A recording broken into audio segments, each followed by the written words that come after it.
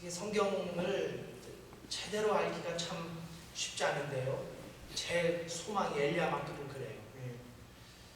우리 예나 자매가 얼마 전에 삼손 얘기를 하는데, 삼손이 그리스 문화 뭐 고대에 나오는 얘기가 아니냐고, 성경 얘기가 아니고 그런 얘기를 하더라고요. 그래서 참 이게 우리 심각하다.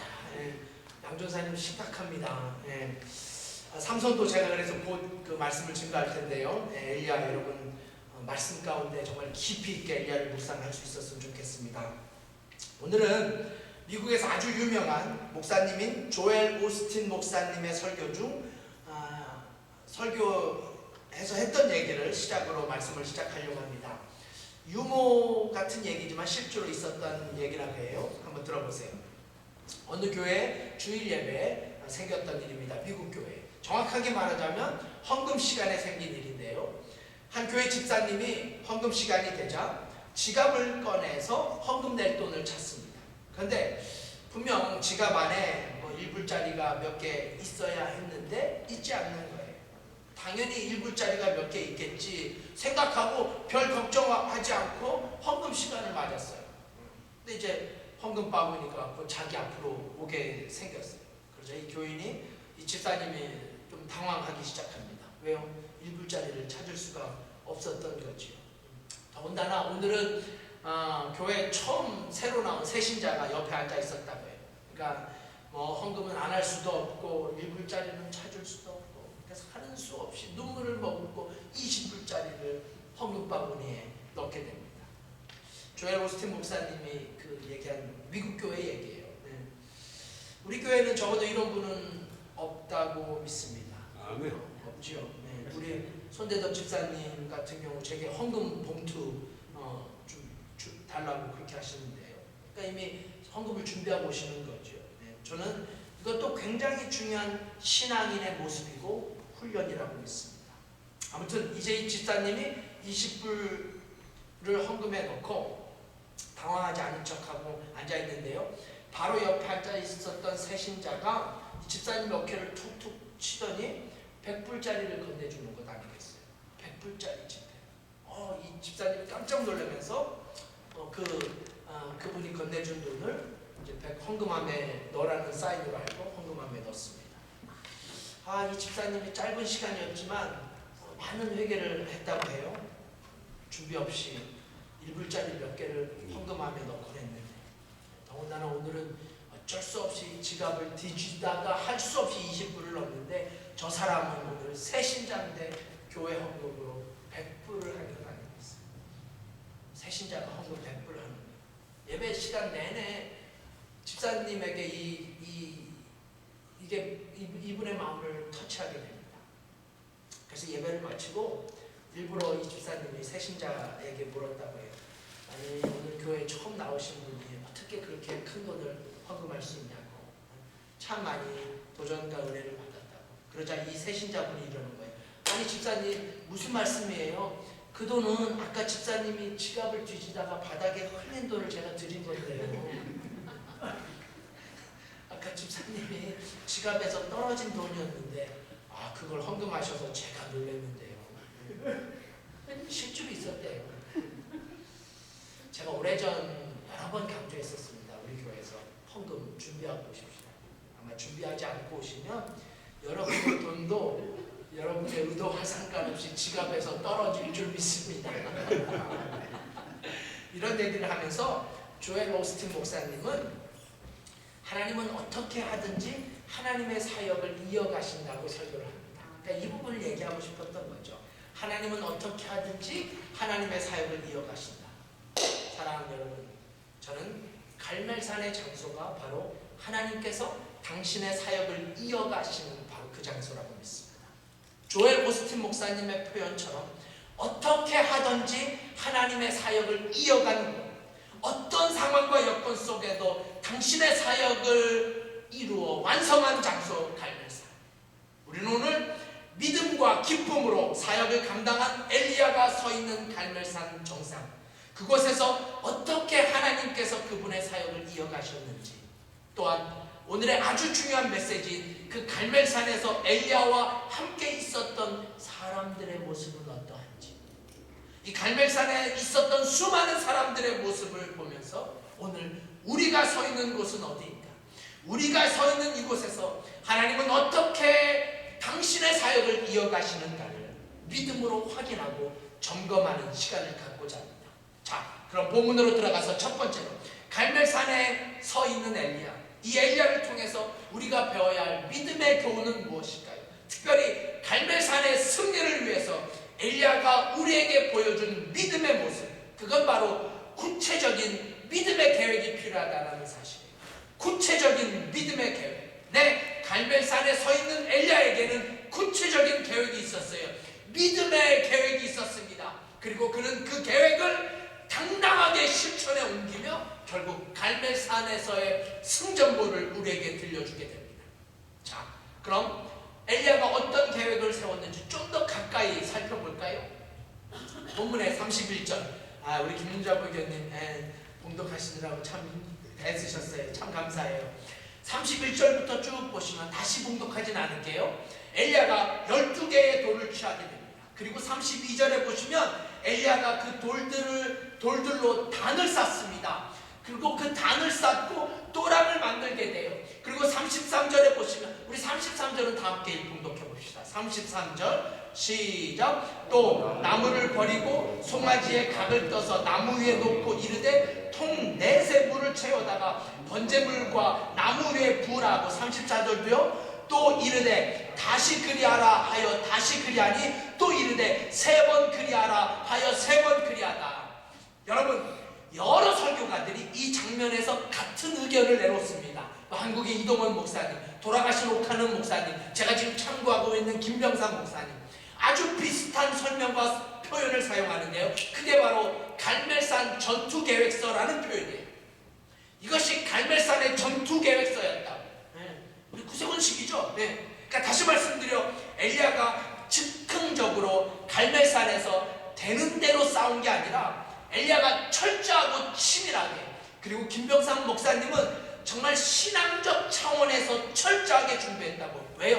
엘리야가 그냥 돌을 아무 의미 없이 12개를 놓은 게 아니었어요. 엘리야가 그냥 아무 생각 없이 또랑을 만들고 아무 의미 없이 3번 또랑에 물을 붓고 또 3번 그렇게 붓는 게 아니에요. 이게 다 신학적인 의미가 있습니다. 제가 이 부분은 오늘은 설명하지 않으려고 해요. 그러니까 엘리야는 지금 철저하게 갈멜산 전투계획서를 준비했어요. 아주 구체적으로 갈멜산의 전투를 준비했습니다. 그리고 이 준비와 계획은 매우 신앙적이었다는 사실, 즉 엘리야의 감정이나 즉흥적인 생각이 아니라 철저하게 말씀에 입각해서 준비했다는 사실, 즉 갈멜산 꼭대기에서 엘리야가 450대 1의 혈전을 앞두고 아무 계획 없이 무작정 하나님 백만 믿고 나간 게 아니라는 말씀이에요. 하나님이 가라고 하셨으니까 난 그냥 갈멜산에 가 있으면 된다고. 뭐 하나님의 계획이 다 있겠지. 나는 그냥 갈멜산에 가 있으면 된다고. 하나님 백만 믿으면 된다고. 아니요, 절대 그렇지 않습니다. 여러분, 제발 오해하시면 안 돼요. 제가 지금 하나님의 백이 별게 아니라 엘리야가 준비해야 했다고, 이거 큰일 날 일이에요. 말씀 전체를 오해하시는 거예요. 하나님의 백이 별게 아니기 때문이 아니라, 하나님의 백이 별게 아니기 때문에 엘리야가 계획을 세웠다라는 것을 말씀드리는 게 아니에요. 여러분, 지금 엘리야가 서 있는 갈멜산은 하나님께서 함께하지 않으시면 결코 이길 수 없는 말도 안 되는 싸움입니다. 지난번 살펴봤죠. 450대 1. 뭐 말이 되는 싸움입니까? 이게 무슨 싸움이에요? 이게 무슨 싸움이나 됩니까? 4대 1도 어려운데. 그러니까 갈멜산의 엘리야는 하나님 없이 그야말로 개죽음 당할 게 뻔한 상태였어요. 그래서 이 결투는 하나님이 하시는 결투예요. 결국 이 갈멜산의 싸움은 하나님이 하시는 싸움이에요. 왜입니까? 하늘에서 불을 내리시는 분은 오직 하나님 한 분이시기 때문에. 하늘에서 불을 내리시는 분은 하나님 한 분이십니다. 믿으시면 아멘 해주시겠어요? 네, 아멘 하실 수 있어야 됩니다. 이건 아합과 그의 쪼무레기들이 섬겼던 바알 같은 잡신이 할 수 있는 게 아니었어요. 아니, 이건 아무리 위대한 사명자인 엘리야라 할지라도 그가 할 수 있는 일이 아니었어요. 그러므로 갈멜산의 전투는 엘리야와 아합의 전투가 아니라 사실 하나님과 바알과의 한판 승부라고 할 수 있습니다. 하나님과 바알의 한판 승부, 하나님과 바알과의 전쟁. 하지만 그럼에도 불구하고 엘리야가 아주 구체적인 방법을 아합에게 제시하게 됩니다. 즉흥적인 생각이나 느낌이 아닌 분명하고 확실한 믿음의 계획. 여러분, 정말 중요한 부분이에요. 잘 들어주십시오. 그러니까 비록 하나님께서 함께 하셔서 모든 것을 책임져 주시고 하나님께서 승리를 주신다라는 믿음으로 살아가면서, 하지만 그럼에도 불구하고 신앙인으로서 구체적이고 분명한 삶의 계획이 필요하다라는 것. 하나님을 믿음에도 불구하고 신앙인으로서 해야 할 일, 사명자로서 감당해야 할 책임, 크리스찬으로서 짊어져야 할 때때로 십자가의 순종의 길, 이 모든 것들을 감당하기 위해서 우리는 조금 더 구체적이고 조금 더 분명한 계획이 필요하다는 것.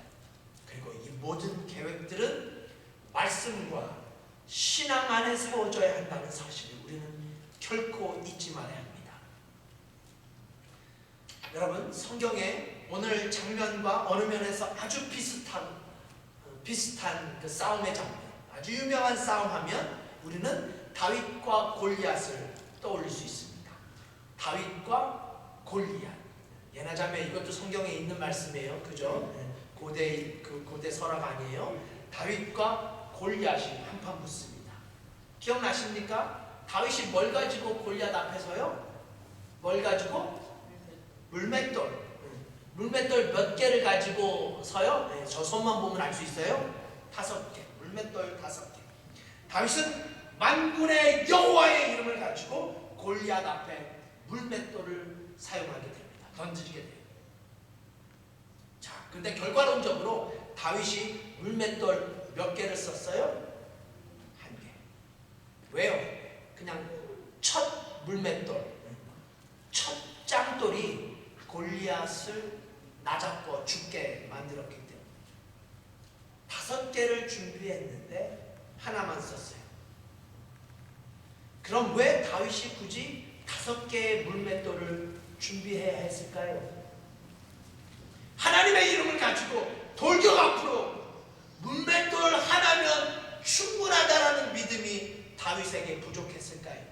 그렇지 않습니다. 저는 전혀 그렇게 생각하지 않아요. 저는 이 순간 다윗에게 믿음이 부족했다라고 전혀 생각하지 않습니다. 성경도 그렇게 우리에게 말하지 않아요. 만약 다윗에게 믿음이 부족했다면 다윗은 갑옷도 투구도 창검도 그렇게 버리지 않았을 게 분명하기 때문에, 네, 다윗에게는 믿음이 있었습니다. 물맷돌, 즉 짱돌 하나면 충분하다라는 확신도 있었어요. 하지만 그럼에도 불구하고 다윗은 물맷돌 하나, 둘, 성경을 자세히 보시면 다윗이 아무런 물맷돌을 짚지 않습니다. 아주 신중하게 물맷돌을 주어요. 하나, 둘, 셋, 넷, 아니 5개까지 준비해요. 네, 저는 이 골리앗 앞에 선 다윗의 모습, 특별히 5개의 물맷돌을 준비한 모습을 오늘 본문의 주제로 접근해보고 싶었어요. 그것은 다윗이 비록 1개로 충분했지만 1개로 골리앗이라는 거인을 만군의 여호와의 이름으로 때려 눕힐 수 있지만 그럼에도 불구하고 다윗이 철저하게 준비했던 모습, 철저하게 준비했던 다윗의 신앙. 그렇습니다. 사랑하는 구성필 하나님교회 성도 여러분, 제가 지금 드리고 싶은 말씀은 이거예요. 하나님은 우리 믿음의 사람들이 그저 아무 계획 없이 우리의 삶을 살기를 원치 않는다고 믿습니다. 하나님은 우리 믿음의 성도들이 아무런 계획 없이, 아무런 비전 없이, 아무 생각 없이 신앙생활을 영위하기를 원치 않는다고 믿어요. 하나님은 우리 크리스찬들이 갈멜산 같은 이 세상을 살아가면서 분명하게 믿음의 계획을 세우고 살아가길 원한다고 믿습니다. 그래서 저는 오늘 예수 그리스도의 이름으로 이렇게 선포합니다. 여러분들이 만약 진짜 신앙인이라면 믿음의 계획을 세우십시오. 우리 청년들, 여러분들이 만약 진짜 기독 청년들이라면 믿음의 계획을 세우십시오. 여러분들이 만약 진짜 신앙인들이라면 믿음의 계획을 세우셔야 합니다. 크리스찬으로서의 삶의 목표를 세우고 또한 그 목표를 이루기 위한 조금 더 신앙인다운 계획을 세우셔야 돼요. 왜냐고요? 그 계획 속에 하나님께서 역사하시기 때문입니다. 아멘. 우리가 세운 그 계획, 그것이 만약 하나님께서 주신 사명을 감당하기 위한 계획이라면 분명 그 계획을 이루시는 이는 하나님이시라고 성경은 약속하기 때문입니다. 사랑하는 여러분, 이 말씀을 여러분과 나누면서 제가 여러분의 목회자로서 저 스스로에게도 이렇게 도전합니다. 이제부터라도 신앙인으로서의 계획이 여러분의 삶 속에 있기를 소망해요.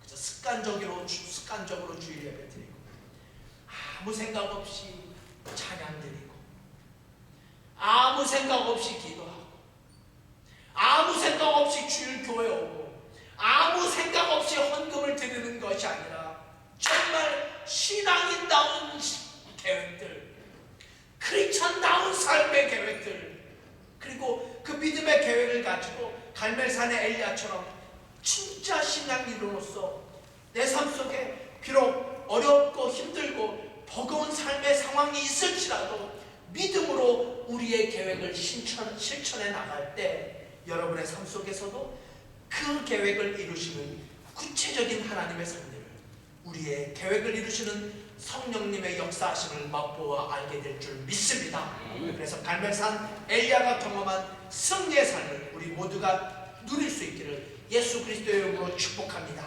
자, 이제 오늘 말씀의 다른 장면인 갈멜산의 엘리야 그리고 갈멜산에 서 있는 사람들의 모습을 여러분과 함께 잠시 살펴보면서 오늘의 말씀을 마치려고 합니다. 자, 갈멜산에 엘리야와 함께 서 있는 사람들, 그들의 모습을 성경은 어떻게 증언하고 있을까요? 먼저 우리가 18장 21절에 비춰진 사람들의 얼굴을 주목할 필요가 있어요. 지난주에 봉독했었는데요. 21절 제가 봉독해 볼게요. 엘리야가 모든 백성에게 가까이 나아가 이르되 너희가 어느 때까지 두 사이에서 머뭇머뭇하려느냐? 여호와가 만일 하나님이면 그를 쫓고 바알이 만일 하나님이면 그를 쫓을지니 하니, 잘 들어보세요. 백성이 한 말도 대답치 아니하는지라. 자, 여러분, 이때의 백성들의 얼굴을 기억하시면서 잠시 여호수아의 말씀으로 가보겠습니다. 여호수아 24장 15절 말씀, 오늘 본문에다 주보를 껴놓으시고 여호수아 구약성경 358쪽이에요. 여호수아 24장 15절. 지금 엘리야가 부르짖었던 상황과 아주 비슷한 상황이에요. 다 찾아주세요. 여호수아 24장 15절 말씀 제가 봉독합니다. 만일 여호와를 섬기는 것이 너희에게 좋지 않게 보이거든 너희 열조가 강 저편에서 섬기던 신이든지 혹 너희의 거하는 땅 아모리 사람의 신이든지 너희 섬길 자를 오늘날 택하라. 오직 나와 내 집은 여호와를 섬기겠노라. 네, 이스라엘 백성들 앞에서 선포한 여호수아의 결단이에요. 이 결단 앞에 사람들의 반응 16절 함께 읽습니다. 16절 함께 읽어요. 시작. 백성이 대답하여 가로되 여호와를 버리고 다른 신을 섬기는 일을 우리가 결단코 하지 아니하오리니. 여러분, 왜 제가 이 말씀을 여러분과 나눕니까? 왜요? 여호수아서의 사람들이 바로 엘리야 시대의 사람들과 동일한 사람들이기 때문이에요. 동일한 사람들이에요. 같은 사람들이에요. 똑같은 백성, 같은 민족이에요. 다소 시간적 차이가 있기는 하지만 이 두 사람들은 똑같이 하나님을 섬기고 결심한, 아니 하나님을 섬겨야만 하나님의 사람들이었습니다. 그런데 그런 백성들이 갈멜산 엘리야의 선언 앞에서 어떤 반응을 보이고 있습니까? 그들이 어떻게 했다고요? 다시 본문으로 돌아가세요. 한 말도 대답하지 않았어요. 정확하게 말하자면 입도 뻥끗하지 않았어요. 완벽한 침묵. 그럼 왜 이들이 침묵하고 있었을까요? 왜 한마디도 아무 말도 하지 못했을까요? 엘리야의 표현을 빌리자면 두 사이에서 머뭇머뭇거리고 있었기 때문이에요. 두 사이에서 머뭇머뭇거리고 있었어요. 그럼 이 두 사이가 도대체 뭐예요?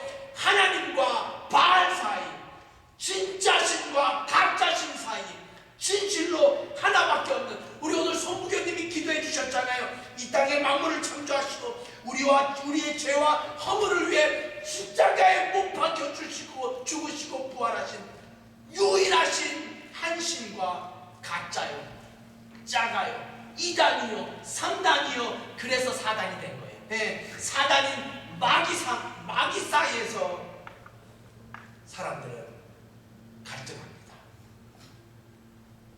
여러분 잘 들어주세요.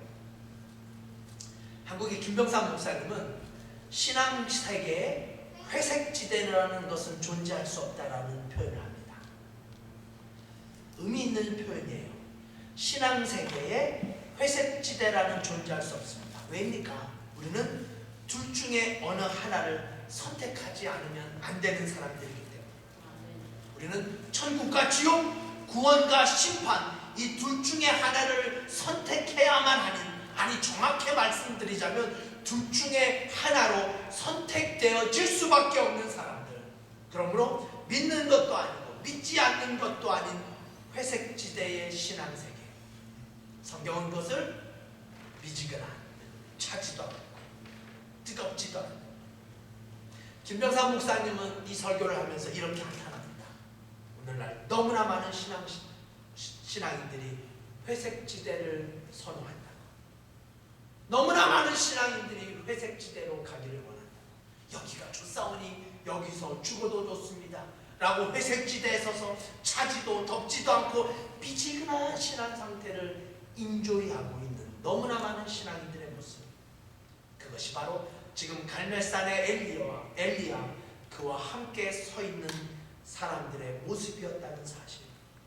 그렇다면 여러분, 우리의 모습은 어떻습니까? 이 질문이 필요하죠. 지금 내가 서 있는 이 필라 땅이 갈멜산이라면, 지금 내가 있는 이 필라의 갈멜산에 서 있는 당신의 모습은 어떻습니까? 뉴저지라는 갈멜산에 서 있는 여러분의 모습은 어떻습니까? 나는 지금 갈멜산의 사람들처럼 침묵하고 있지는 않습니다. 나도 지난날 하나님만을 섬기겠다고 고백했음에도 불구하고, 하나님의 첫 만남의 그 뜨거운 사랑이 있었음에도 불구하고 세상과 믿음 사이에 머뭇거리고 있지는 않습니다. 많은 사회학자들이 사랑은 본질상 숨길 수 없는 인간의 가장 근본적인 모습이라고 설명합니다. 사랑은 본질상 숨길 수 없다라는 거죠. 저는 신앙도 마찬가지라고 믿습니다. 왜요? 신앙도 사랑이 없이는 불가능하기 때문입니다. 그러므로 신앙도 본질상 숨길 수 없는 거죠. 아니, 신앙도 본질상 숨겨지는 게 아니라고 믿습니다.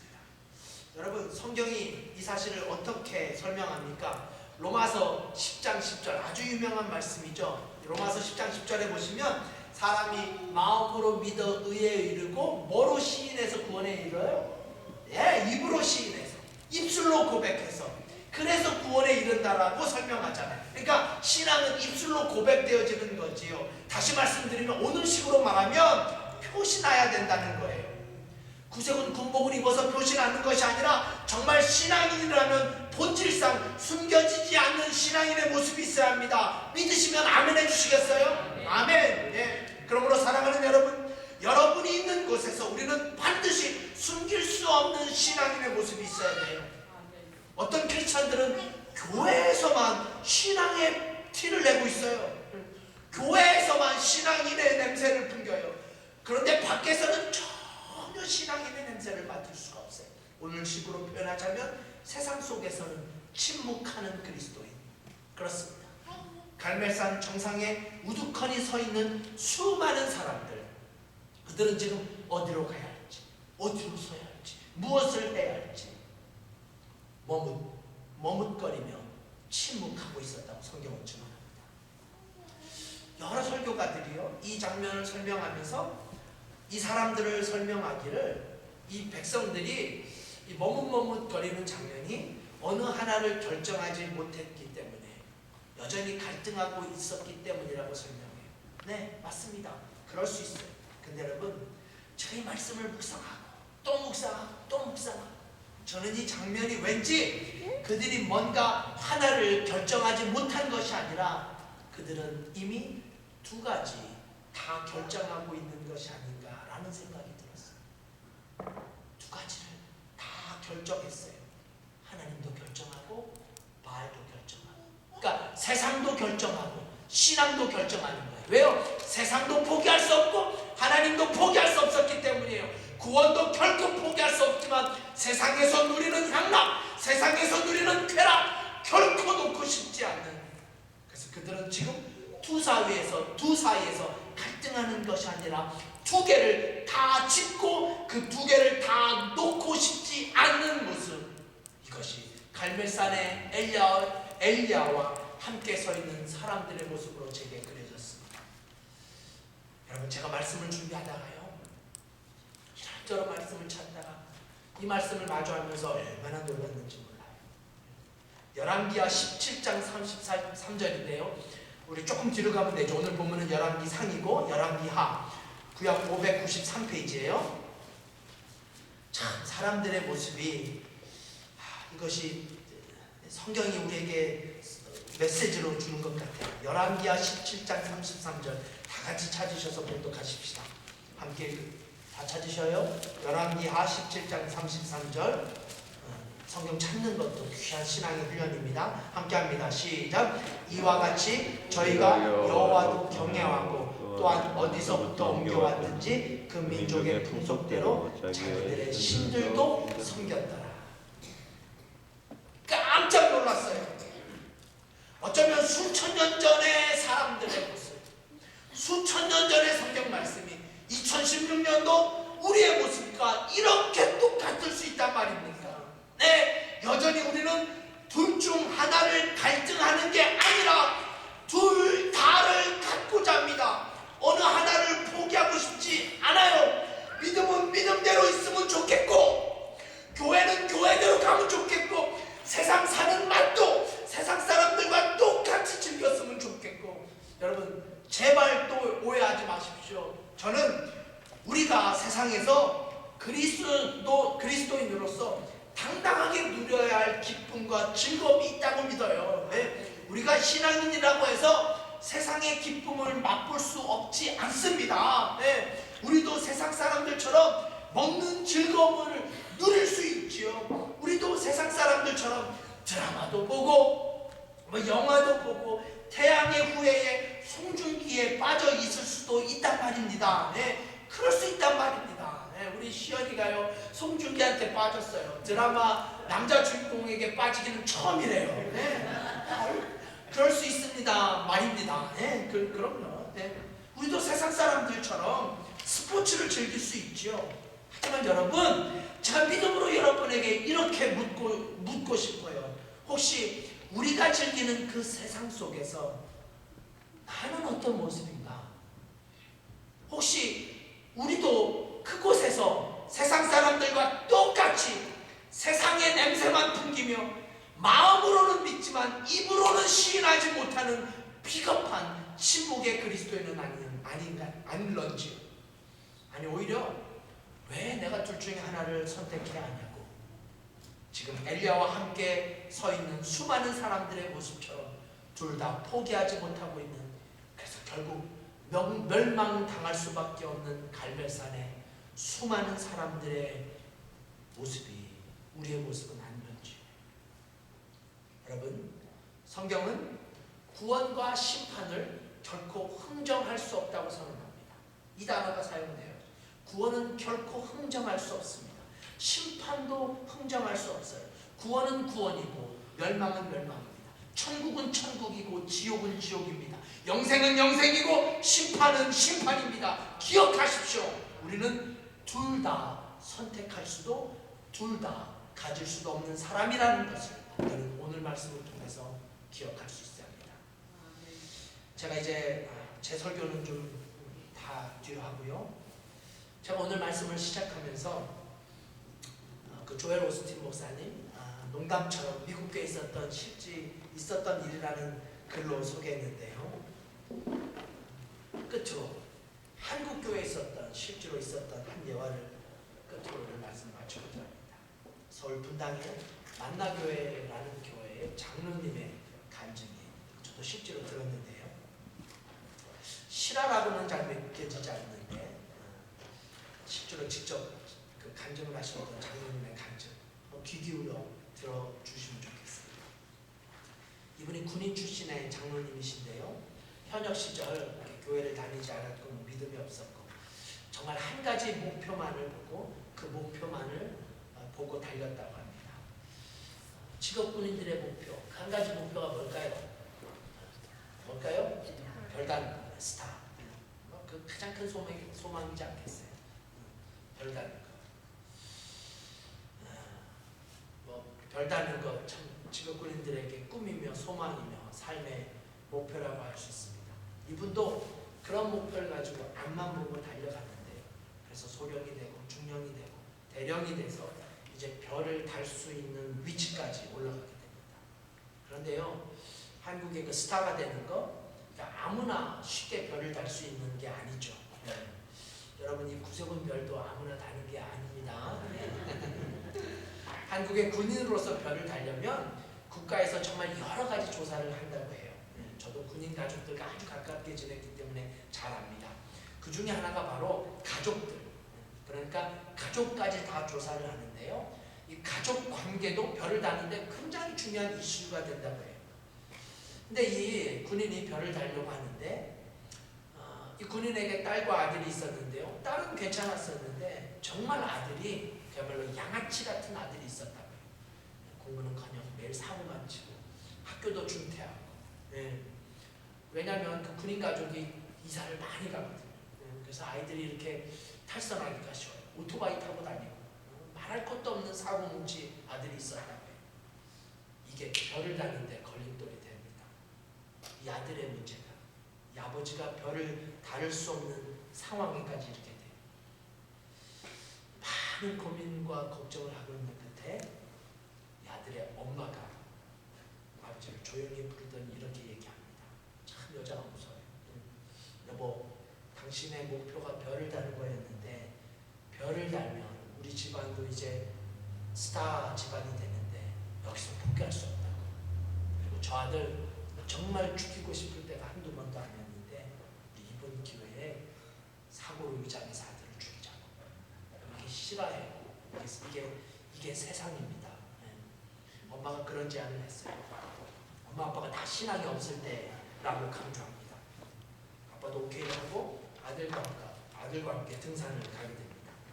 등산을 가서 산 꼭대기에서 이렇게 밀면 사고로 처리될 수 있으니까 그런 작정을 하고 아들과 아버지가 단둘이서 북한산 사람이 아주 없는 날짜와 시간을 정해서 등산을 합니다.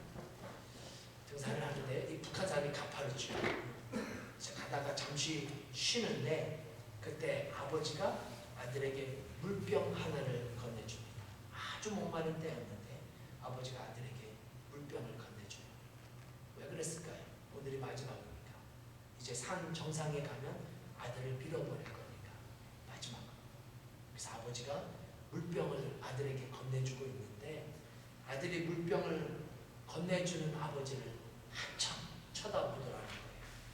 한참을 쳐다보면서 아들이 이렇게 묻습니다. 아빠, 우리 아빠 맞아요? 양아치 아들이.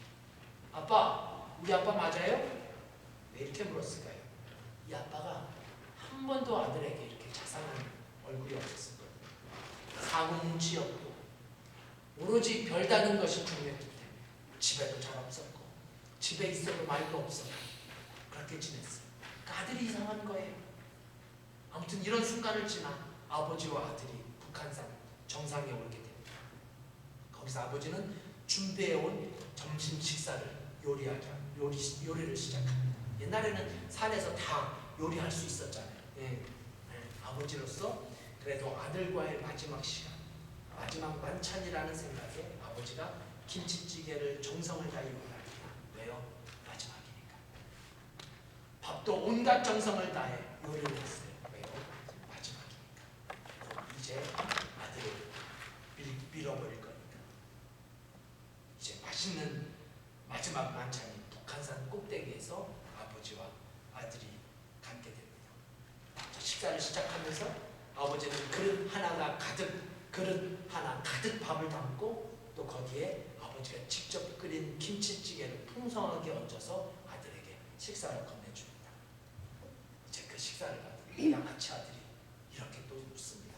아빠, 우리 아빠 맞아요? 아빠, 내 아빠 맞아요? 아빠는 단 한 번도 나에게 이렇게 친절하지 않으셨잖아요. 이제 그 말에 이 아버지가 참고 있었던 눈물이 터지게 됩니다. 그래, 아들아, 미안하다. 내가 네 아빠가 맞단다. 그런데 아빠가 아빠로서가 아닌 군인으로서만 살았구나. 아들아, 미안하다. 아들아, 용서해다. 이런 얘기를 하면서 장로님이 계속 울더라고요.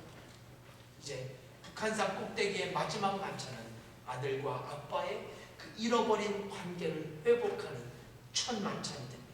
그리고 거기서 이 아빠는 더 이상 어깨에 별 다는 일, 장군이 되는 일을 포기하고 정말 아빠로서 살기를 결심하고 아들과 함께 북한산을 내려오게 됩니다. 그런데요, 이 아빠와 아들이 북한산에서 내려오는데 이 양아치 아들이 내려오는 내내 만나는 사람마다 이렇게 외쳤다고 합니다. 아저씨, 나도 아빠가 있어요. 아줌마, 나에게도 아빠가 있어요. 할머니, 나에게도 아빠가 있어요. 그렇게 아들은 북한산을 내려오는 내내 이 양아치 아들은 만나는 모든 사람들에게 외치고 있었어요. 나도 아빠가 있어요. 나에게도 이제 아빠가 생겼어요. 사랑하는 구성필라 성도 여러분, 제가 이걸 얼마나 읽고 또 읽었는지 몰라요. 말도 안 되는 일인 것 같은데 이 말도 안 되는 일이 우리의 삶에 없다고 단언할 수 있습니까? 내 잘못된 선택을 한 아버지처럼 세상을 쫓아서 그저 별만 나는 게 삶의 목표가 돼서 갈멜산이라는 세상 속에서 별만을 쫓아다녔던 한 아버지는 아들을 죽이기로 결심까지 하고 진짜 무엇이 소중한지, 진짜 삶에 중요한 것이 무엇인지, 본인이 정말 선택해야 할 것이 무엇인지를 북한산 정상에 가서 마지막 순간에 깨닫게 됩니다. 사랑하는 구성필 하나님교회 성도 여러분, 저는 오늘의 말씀을 마치면서 우리도 갈멜산 정상에서 이런 믿음의 확신이 있었으면 좋겠어요. 가장 중요한 것을 선택할 수 있는 믿음의 용기, 가장 소중한 것을 선택할 수 있는 믿음의 용기, 가장 귀한 것을 깨닫는 믿음의 결단. 갈멜산의 사람들처럼 머뭇머뭇거리는 것이 아니라, 침묵하는 것이 아니라, 삶의 어려움과 삶의 여건 속에서도 하나님을 믿고 말씀을 의지해서 나아가면서 세상 속에서 세상 사람들을 향하여, 여러분, 나에게는 하나님이 있어요. 이 양아치 아들이 북한산에 내일 만나는 모든 사람들에게 외쳤던 것처럼 우리도 세상 사람들에게 나에게는 예수님이 있어요. 나에게는 예수 그리스도가 있어요.